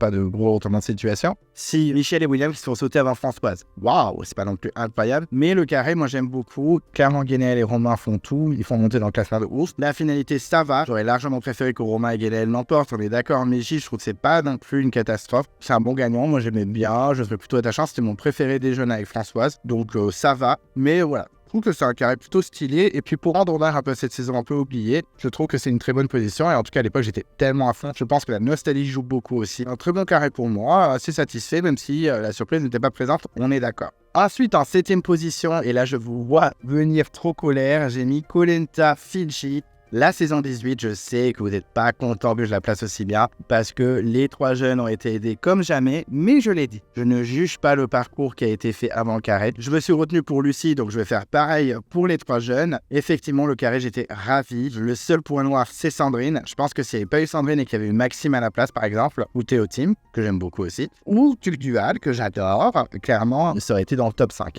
Là, je l'ai mis que 7e, mais ça va, ça reste une position de ouf quand même, parce qu'il y a Sandrine. Clairement, il y a Sandrine, moi, j'ai pas du tout aimé, elle est même dans le top 50 des candidats que j'aime le moins. Pas du tout attachante, un peu râleuse, un peu rageuse, et j'ai vraiment du mal avec elle, j'ai pas du tout accroché. Et aussi peut-être un peu la présence d'André, que j'aime bien, mais sans plus. Voilà, il est même pas dans le top 100, je m'en moque un peu d'André. Mais les 2 filles, je les adore, Magali et Tiffany, vous le savez. N'arrête pas de me dire, Magali, elle est surcotée, on s'en fout. Alors que moi, je l'adore. Et Tiffany est pas mal critiquée, mais à la fois pas mal adorée. C'est assez contradictoire. On a une team clairement pour Tiffany en mode c'est la base et d'autres qui la détestent parce que clairement elle a été aidée et qu'elle n'a pas été folle dans la saison. Et moi c'est 2 candidates que j'ai adoré, hyper solaire, hyper drôle. Moi j'ai adoré. Je sais que certains d'entre vous disent ouais Magali zéro sociale, pas très chaleureuse, mais moi j'ai accroché. Elle m'a fait rire, j'ai aimé sa personnalité, toujours positive. Franchement je peux vous montrer plein de séquences où elle sourit, même quand elle se fait éliminer au conseil final elle est toute mignonne, toute rigolote. Non franchement moi j'ai bien aimé ce carré. Alors pour vous il est sûrement surcoté, mais je l'ai dit c'est un classement full subjectif. Donc n'hésitez pas à mettre le vote dans les commentaires, on pourra en débattre. Mais en tout cas, moi, j'avais beaucoup aimé ce carré, j'étais à fond. Et en plus, la storyline s'est passée à peu près comme je voulais, c'est-à-dire Sandrine la virée en première. Et on s'est retrouvé avec les 3 jeunes sur les poteaux. Dommage que André l'ait emporté, je vous avoue que ça m'agace un peu. J'aurais préféré que Magali ou Tiffany l'emportent. Mais bon, après, André, c'est un chic gars quand même, il est plutôt sympathique. C'est un petit jeune vraiment avec la tête sur les épaules. Voilà, franchement, c'est pas non plus un gagnant catastrophique. C'est juste qu'ils ont été aidés, je suis d'accord. Maintenant, on parle que du carré. Donc, vraiment, pas de jugement sur ça. Moi, j'adorais les filles et André, ça va. Donc, 7e, un peu surpayé, je suis d'accord, mais mon cœur parle. Voilà. Ensuite, on arrive à la 6e position et j'ai mis Koh Lanta, le totem maudit. Ben oui, ça peut être surprenant, mais j'avais vraiment aimé ce carré final. On avait Ambre, Jean-Charles, Géraldine, Bastien et François. Vraiment, le top 5, moi, il me plaît vraiment beaucoup. Je crois que le seul que j'apprécie vite fait, c'est Bastien. Voilà, il n'a pas grand intérêt pour moi. Je le trouve pas ultra intéressant. Je le trouve trop discret, pas attachant. Certes, il est fort, il a plein de qualités, mais il ne m'intéresse pas du tout. Mais les 4 autres, franchement, moi, je les aime beaucoup. François, je l'adore. C'était l'un de mes préférés de la saison avec Olga. Vraiment, je l'ai adoré. Je l'ai trouvé parfait. Un homme à marquer, un peu un Nicolas. Vraiment, un peu plus dur que Nicolas, un peu moins souriant, mais quand même hyper chaleureux, hyper social. Enfin, on a envie d'être pote avec lui, vraiment top. Jean-Charles, c'est un bonbon, même si bon, il fait n'importe quoi niveau stratégie, il était un peu paumé. Il s'est bien rattrapé par la suite, mais je trouve que quand même, il est ultra attachant. Vraiment, je comprends qu'il soit aussi populaire. Géraldine, putain, mère courage, comme dirait Denis. Moi, je l'aime beaucoup. Un peu sous-exploité niveau montage, comme Pauline. Clairement, elles ont été massacrées. Vraiment, elle s'est révélée. Enfin, moi, c'est une candidate ultra attachante que j'aime beaucoup également. Et Ambre, qui a été injustement clashée dans dans tous les sens, alors que je trouve que c'est une belle aventurière. Et malgré tout, je la trouve attachante. Moi, je l'aime bien, la Ambre. Il n'y a que Bastien ou bof. Donc déjà, niveau casting, vraiment très colère. Donc j'étais assez content. Le seul truc qui fait que c'est pas plus haut, que c'est pas dans le top 5, c'est tout simplement un peu la storyline. C'est vrai qu'on perd Ambre première, surtout avec un twist du totem maudit, mais qui est en fait un totem béni pour le Bastien, même lui le dit au conseil final. Donc voilà. C'est un peu dommage parce qu'on se retrouve avec un candidat qui est censé être pénalisé et qui finalement est favorisé, donc c'est un peu con. Mais en résultat, on bat Ambre alors que j'aurais préféré perdre Bastien, clairement. Sur les poteaux, Géraldine gagne, donc grosse surprise, belle surprise, assez content. Et finalement, Bastien se retrouve dans les 3 derniers, avec une finale à 3. Donc c'est un peu dommage parce que c'est vrai que j'aurais aimé avoir une finale à 3 avec Jean-Charles, Géraldine et François qui est à choisir, ou Ambre à la place, je sais pas, de Géraldine, ou enfin bref, mais en tout cas pas de Bastien. Et puis on se retrouve avec une victoire à égalité, donc c'est pour ça qu'il n'est pas dans le top 5. François gagne quand même l'aventure, donc ça je suis ravi. Pour moi, dans les 5 qui restaient, c'était celui qui méritait le plus de gagner. Mais c'est dommage, je trouve que c'est dommage, je trouve que l'égalité avec Bastien n'est pas méritée. C'est le jury des rageux qui a voté. Clairement, je pense que s'il y a eu la victoire de François au final, il aurait pu être dans le top 3 de mes meilleurs carrés finaux. Mais là, clairement trop déçu. Trop déçu de la victoire égalité de François. C'est vraiment dommage, mais ça reste quand même un très bon carré. Ils sont 6e, ça va, c'est quand même une très très bonne place. J'ai bien aimé suivre tout ça, même si c'était en 2 épisodes. Donc je crois que l'orientation, j'étais au Portugal, j'ai dû poster la vidéo, c'était un peu un enfer. Souvenir. Mais en tout cas, c'était quand même un très bon carré final avec de bons candidats. Même Bastien, dont je suis pas trop fan, reste quand même un bon candidat. Une bonne finale que j'avais bien appréciée. J'aurais aimé l'avoir en un seul coup, ça aurait été plus respectable pour nous. Mais quand même un bon carré final et que je valide largement malgré cette double victoire insupportable. Ensuite, en 5e position, j'ai mis Koh Lanta les 4 terres. Je pense que vous attendez à ce que ce soit aussi haut. Effectivement, dans le carré, on avait Dorian, Lola, Loïc, Brice et Alexandra. Effectivement, le casting, pour moi, est quasi parfait. Dorian ne me dérange pas. Il est dans la moyenne, je l'aime bien. Il me fait rire un petit peu. Voilà. J'ai rien contre lui. Je l'adore pas de ouf, mais je le déteste pas du tout. Je suis même pas aux œufs. Je l'aime bien, ça va. Il doit être sûrement dans mon top 10 des candidats de la saison. Lola, vous savez, je l'ai beaucoup aimé. Je l'ai beaucoup défendu. C'est une candidate assez surprenante, stratégique, etc. que j'ai trouvé également très attachante, très mignonne. Donc, vraiment, aucun problème pour moi, Lola. J'aurais même aimé qu'elle soit sur les poteaux. Loïc, c'est difficile de ne pas l'aimer. Franchement, c'est quand même un beau candidat. Certes, c'est pas un joueur. Ça, on est clairement d'accord. Il est grave surcoté, mais il est quand même ultra attachant, hyper souriant. C'est le genre de pote qu'on aimerait vraiment avoir, qui se prend pas la tête. Donc, vraiment adorable. Brice, c'est vrai que c'est un candidat que je n'aime pas du tout. Je l'ai mis dans le top 50 des candidats que j'aime pas. Et c'est un peu à cause de lui que ce n'est pas dans le top 3. Si, par exemple, ça avait été Alix ou même Ava à sa place, clairement, ça aurait été dans le top 3, le carré final des 4 terres. Ça, je vous le dis direct. Mais c'est vrai que la présence de Brice qui gâche un peu cette finale. Bon, après, grâce à lui, il choisit Alexandra et Alexandra remporte la saison. Donc, ça passe. C'est pour ça que je ne l'ai pas sous-classé non plus, mon carré final dans mon cœur. Mais honnêtement, la présence de Brice me gêne un peu. Et la grande gagnante, Alexandra, vous savez que moi, j'étais hystérique. Donc, une storyline assez parfaite pour moi, même si j'aurais préféré voir Lola sur les poteaux. Mais j'avoue que s'il y avait Lola, Alexandra aurait peut-être pas gagné. Je ne me plains pas. Le seul truc qui fait que ce n'est pas dans le top 3, c'est la présence de Brice. Mais en soi, depuis que je l'ai rencontré IRL au week-end de copains, je suis un peu plus tolérant avec lui. J'ai trouvé plutôt sympathique avec moi, donc je ne vais pas non plus le lyncher. Mais c'est vrai que dans l'aventure, il m'avait beaucoup agacé. Et c'est ce qui fait que les 4 terres, le carré final des 4 terres n'est que 5e. Ce qui est quand même assez bien, mais avec une belle storyline comme ça et avec un beau casting. Parce que malgré tout, même si j'aime pas Brice, c'est pas non plus un candidat catastrophique. C'est quand même un bon candidat. C'est un candidat qui a marqué la saison et qui va sûrement revenir de grande chance. Je trouve quand même que c'est un beau carré, une belle storyline. 5e, c'est assez respectable. Il faut pas déconner, c'est même très très bien. Ensuite, en 4e position, je sais que certains vont rager, j'ai mis Koh Lanta Pacifique, la saison 5, avec comme carré Alexis, Mohamed, Francis et Clémence. Alors, pourquoi j'ai mis aussi haut? Alors déjà, il y a la nostalgie qui parle, c'est du full subjectif, comme je le dis souvent. C'est clairement mon cœur qui parle, et c'est une saison que j'avais adorée à l'époque. Alors pourtant, c'est du pagonging classique. À part Francis qui change d'alliance en début de réunification, il n'y a rien de foufou, clairement. Si, Kumba qui s'en va, mais c'est un abandon déguisé. Waouh, donc vraiment pas très intéressant. Mais par contre, le carré, il y avait quasiment tous les candidats que j'ai aimés. Si on avait switché Francis avec Kumba, ça aurait été parfait pour moi. C'est pour ça qu'il n'est pas dans le top 3. C'est juste la raison. Parce qu'à storyline, ça va. Le seul truc qui me met hors de moi, c'est Alexis qui se fait éliminer à l'orientation.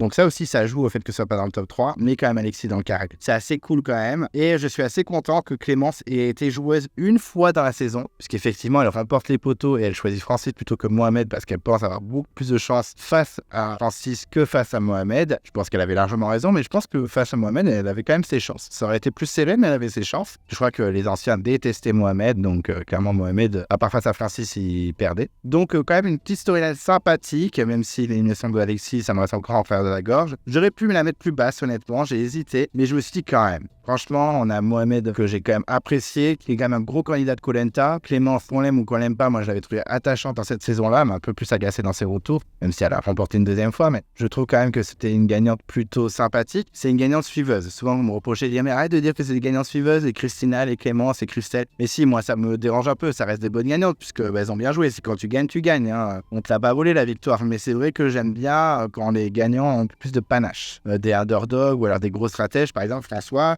Fort en stratégie, fort en social, fort en tout, avec A13, ça reste un très très beau gagnant parce qu'il a fait un parcours incroyable. Alexandra, je sais que vous allez me dire, gna, tu me fais chier avec Alexandra. Mais en attendant, c'était une underdog et on n'y croyait pas du tout, on n'avait pas mis une pièce sur elle et résultat, elle remporte la saison. Merci le montage, on est d'accord, mais j'avoue que c'est une gagnante qui a un peu plus de panache. Je trouve que Clémence, Christelle et Christina, bien que j'adore Christina qui est clairement dans mon top 100, même top 30 je crois, de mes candidates préférées, c'était assez facile, elle s'est cachée derrière les stratèges et basta. Mais ça reste des gagnantes correctes quand même, hein. C'est grâce à ça qu'elles l'ont remporté. Mais voilà, je trouve que Clémence, malgré tout, malgré cette victoire un peu facile, je ferme la parenthèse, elle était quand même ultra attachante dans cette saison, elle s'était vraiment révélée, il y avait une belle unité entre les jeunes, donc vraiment un carré sympathique. Et puis Francis, même si c'était clairement pas un coup de cœur, mais ça reste un aventurier assez incroyable, qui a aussi beaucoup surpris, hein. On ne croyait pas en lui, il s'est fait virer direct, il est revenu et il a tenu le cap. Donc vraiment un beau carré, avec des candidats assez iconiques, surtout dans mon cœur. Donc voilà, très beau carré, j'aurais pu le mettre plus bas honnêtement, c'est un peu surprenant, mais voilà, je me dis,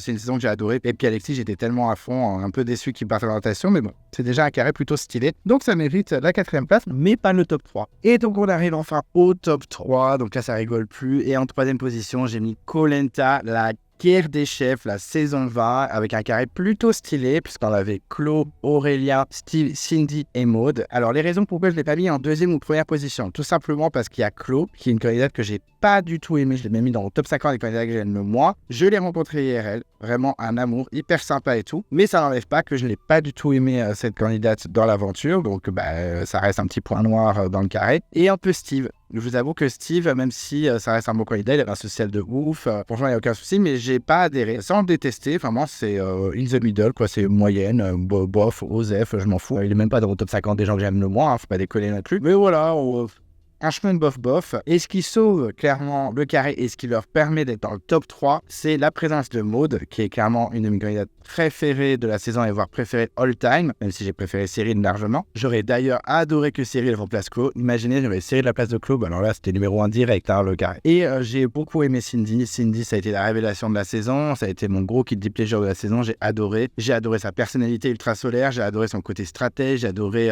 son franc-parler. C'est une candidate qui s'est vraiment révélée et qui m'a beaucoup surpris, donc Queen Cindy, clairement. Donc Maud et Cindy, la finale juste parfait avec une victoire de Maud, ça peut pas être plus parfait. Et Aurélien, que j'ai trouvé ultra attachant. Tout à l'heure, je vous ai parlé d'Hugo qui était un peu comme Aurélien, mais je trouve qu'Aurélien est 3 fois plus attachant. Il avait une petite storyline avec sa maman, avec ses relations avec Angélique, avec son côté, je vais défendre Maud et Cyril, etc. Même la scène où Cyril lui explique qu'il faut voter Mohamed et qu'il va sortir et lui, il comprend pas. Enfin, il y a plein de moments où je l'ai trouvé vraiment attachant. Donc, carré plutôt stylé. Et la storyline, comme je disais, avec la victoire de Maud, qui est assez incroyable pour moi. J'aurais préféré que Steve dégage à l'orientation à la place d'Aurélien, mais c'est quand même pas mal. J'avais très peur sur les poteaux que Steve soit choisi et qu'il remporte la saison, ça m'aurait bien fait chier. Mais non, Cindy gagne les poteaux et est très joueuse, elle a choisi Maud et c'est Maud qui l'emporte à un vote près, hyper serré. J'étais trop stressé devant ma télé à l'époque, je me rappelle. En plus, j'avais regardé en replay, j'avais réussi à pas me spoiler. Donc clairement, très bonne storyline, très bonne saison, très bon casting pour le carré final. Donc moi j'ai adoré, vous savez que j'ai adoré la guerre des chefs. Mais un Cyril à la place de Claude, là, c'était le top 1 direct. Mais ça reste un très bon carré final. En 2e position, donc là, vous savez que ça se joue entre 2 grosses saisons que j'ai adorées, soit Johor, soit Palao. Et j'ai mis en 2e position Koh Lanta Palao avec un carré plutôt stylé. On avait Fabienne, Isabelle, Patrick et Christina. Et pourtant, Isabelle et Patrick, à la base, j'étais vraiment pas fan. Et en fait, vraiment, après avoir revu la saison, à l'époque, j'étais en mode anti-Patrick et Isabelle. Et en fait, vraiment, ils ont fait la saison, quoi. Certes, il y a des moments où ils sont très énervants. Mais quand même, ça reste de gros candidats. Patrick, il reste très attachant quand même. Isabelle, ça peut être un gros guilty pleasure. Vous l'avez quand même mis dans votre top 100 de vos candidats préférés. Isabelle, ça m'avait vachement surpris. Patrick, ça m'a pas surpris, ça reste le Pat. Alors, Isabelle, ça m'avait vraiment choqué que vous la mettiez dans le top 100. Mais écoutez, je suis assez d'accord. Je pense qu'elle serait bien placée aussi dans mon top. Elle n'est pas dans le top 100, faut pas déconner. Mais elle est vraiment dans le top 150, je pense. C'est une candidate qu'on adore détester. Elle vient de Perfide avec de bonnes punchlines, qui n'hésite pas à jouer. Donc effectivement, les candidats qui auraient pu faire perdre des points à ce carré final en font gagner. Et on ne parle même pas de Fabienne et Christina, qui sont dans mon top 50, dans mon top 30, je crois. Christina sûr et Fabienne pas loin. C'est deux candidates que j'ai adorées. Le parcours de Fabienne est assez incroyable. Elle a eu beaucoup de chance aussi que Isabelle et Patrick se retournent contre Raphaël, par exemple, ou contre Kader. Mais en tout cas, c'est une candidate que j'ai adorée. Je l'ai interviewée, j'ai rencontré IRL. C'est un amour de femme. Vraiment, je l'adore. Team Fabienne à mort. Et vraiment, dans ce carré, je l'ai trouvé assez incroyable. C'est dommage qu'elle soit partie à l'orientation. C'est vrai que la storyline aurait pu faire chuter le carré final dans le classement. Mais c'est un peu pour ça qu'elle n'est pas première, puisqu'effectivement, Fabienne part à l'orientation et j'aurais préféré que ce soit Isabelle qui sorte. Qu'on est sur les poteaux Patrick, Christina et Fabienne. Christine a remporté poteau et là, elle choisit Patrick, on va pas choisir Fabienne, elle est sûre de perdre. Mais la storyline est quand même stylée par la suite. On a une Christina gagnante face à un Patrick qui a été assez joueur et assez battant. On a même Freddy qui avoue que s'il avait pu voter, il aurait voté Patrick. Donc très fair play ce Freddy, vraiment c'est un chic type. Mais en tout cas, voilà, le carré, j'ai beaucoup aimé. La victoire finale de Christina, même si c'est une gagnante suiveuse, comme je le dis, c'est une candidate quand même que j'ai grave aimé, auquel je me suis vraiment attaché par rapport à une Christelle ou même une Clémence, même si j'ai trouvé Clémence attachante, mais Christina, j'ai vraiment adoré direct. Son binôme avec Raphaël, cœur, même si, Christina a fait « Au revoir, Raphaël, au revoir, bisous ». Mais en tout cas, je trouvais le carré très intéressant. Même les candidats qu'on pourrait ne pas aimer, finalement, sont assez énigmatiques et assez intéressants pour en tout cas gagner des points et faire monter le carré final jusqu'au top 2. Donc chapeau à Palao, vraiment une très bonne finale. En tout cas, à l'époque, je me rappelle, j'étais vraiment au taquet et j'espérais vraiment que Christina ou Fabienne l'emporte. Et c'était Christina, c'est plutôt pas mal, je suis plutôt content. Donc une bonne finalité avec un carré très très colère. Et pour terminer, le numéro 1 du classement, vous êtes en mode, mais qui c'est, mais ça peut être qui, quel suspense? Eh bien oui, c'est Coletta Johor. C'est pas la grosse surprise du siècle, c'est ma saison préférée all time. Et en plus, le carré est tellement en colère. Alors certes, il y a une candidate que j'aime pas trop dedans, mais c'est quand même un carré très intéressant. Effectivement, on avait Bruno, Mélissa, Chantal et Marc. Ça reste quand même un carré hyper colère. Déjà niveau casting, on a quand même deux de mes candidats préférés all time. Bruno qui est 3e et Chantal qui est première. C'est un binôme que j'ai adoré. Je les adore de ouf, de malade. Vraiment, je les kiffe. J'aurais jamais assez d'arguments. Je les adore. Que ce soit la personnalité, leur jeu dans leur saison. Dégoûté que Bruno soit jamais revenu. En plus, je pense qu'il va jamais revenir. Et Chantal, elle a fait un retour assez catastrophique, la pauvre. Elle m'avait raconté quand je l'avais rencontrée IRL, et oui, j'ai rencontré ma candidate préférée. Enfin bref, ça m'avait brisé mon cœur quand elle s'était fait éliminer. Vraiment horrible. Mais par contre, là, le carré trop colère avec donc mes deux préférés. Marc, qui est quand même un candidat qu'on aime et qu'on n'aime pas. Ultra colère aussi, qui a quasiment les 4 S, sauf le social. C'est un peu plus compliqué pour lui, même s'il y a quand même des gens qui l'apprécient. Ça reste quand même un très très bon gagnant. Moi, j'ai bien aimé quand même si c'est pas le candidat le plus attachant ou auquel on accroche le plus. Il intrigue. C'est un peu un Pascal, mais en mode soft. Comme Clémentine aussi, c'est des candidats qui laissent pas indifférents. Ils marquent la saison. Putain, mais je suis de plus en plus comique en ce moment. 5e roue du Carole, il marque de plus en plus.